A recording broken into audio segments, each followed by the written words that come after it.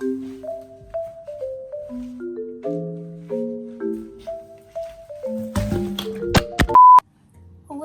this is Julie. Nice to meet you. If you're not new, good to see you again.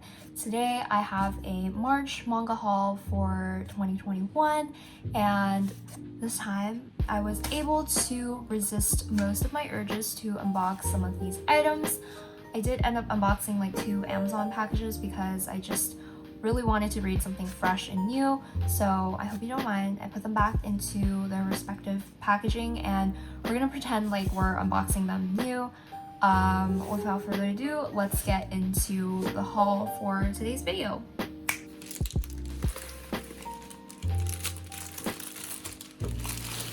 First, I have a one-shot, The God's Lie by Kyrie Ozaki. I personally get reminded of Studio Ghibli when I see her artwork. Does anyone else feel the same? The colors give off this very dreamy appeal, but ironically, the story has several dark plot twists. 2 middle schoolers, Natsuru and Ryo, become acquainted with each other, and Natsuru finds out about Ryo's secret that her and her brother live alone in this old rundown home. As they spend more time together, Natsuru finds out about Ryo's situation, and darker elements of the story begin to unravel.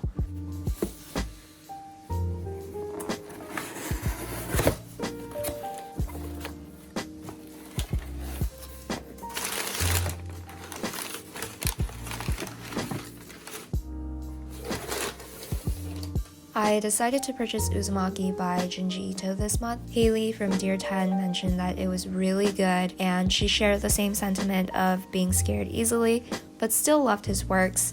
And I also know Kiki from Book Vibes is a huge fan of Jinjito as well, so I just decided to hop on the bandwagon, especially while I'm still living at home with family, just in case I get scared. At least I'm not home alone. I've actually read up to chapter 13 so far, and it's really not scary, surprisingly, but more so uncomfortable at some points. Yet, I am still very strangely intrigued by the plot and want to continue reading. Next, I picked up Our Dining Table by Mita Ori, another one-shot. This is my first BL title, and I'm excited to read this because I've heard that it's a really heartwarming and wholesome read. From what I know of the plot, it follows a salaryman, Yutaka, who struggles with eating around others. He meets 2 brothers, Minoru and Tane, and they eventually begin sharing meals as Yutaka is actually a really great cook. They all develop this very warm and accepting relationship with each other, and of course, romance ensues.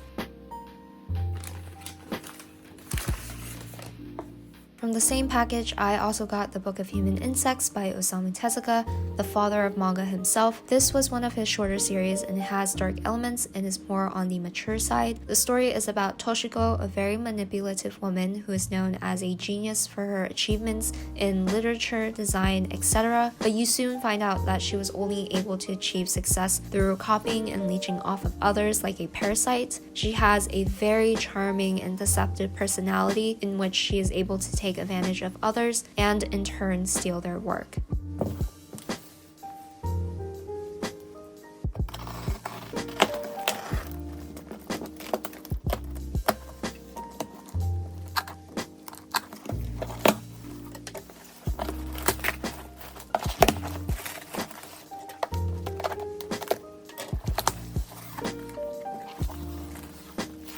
I also purchased another Osamu Tezuka work, MW, from an independent seller on Amazon. This is actually the out-of-print hardcover copy that I managed to find for basically retail price. Personally, I prefer it without the dust cover. I think the black and white design is a lot cleaner. This is a very, very dark series from what I know, way darker than the Book of Human Insects.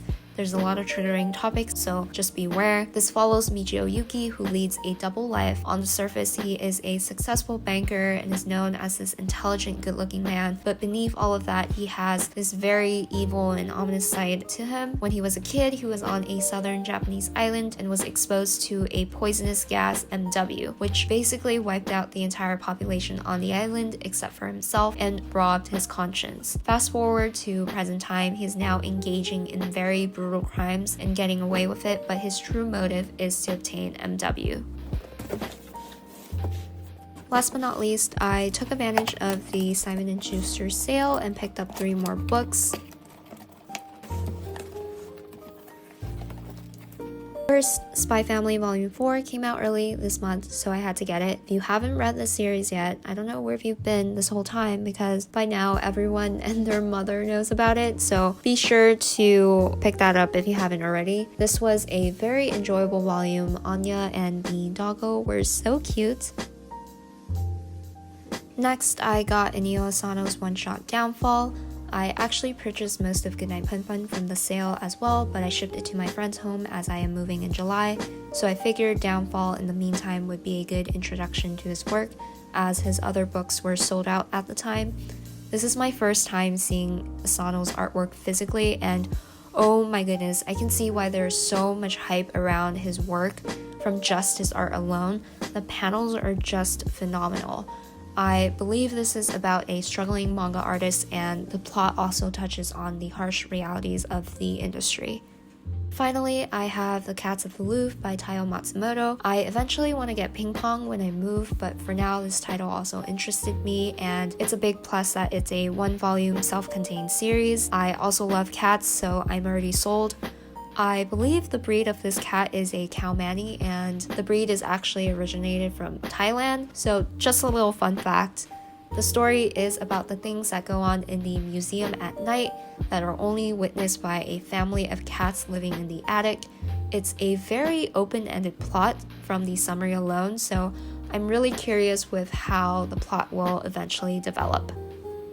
That concludes the end of this manga haul. I hope you enjoyed seeing me unbox some of these volumes and talk about them. Thank you again for watching and all the amazing support as always, and I hope you're safe and healthy wherever you are. Please remember to take care of your mental health. It's been a really rough week for me given the disturbing and unfortunate things happening in America, and I'm also going to leave some resources down below for how you can support different POC communities during this time. Thank you again for watching, and I hope to see you in the next one. Bye bye!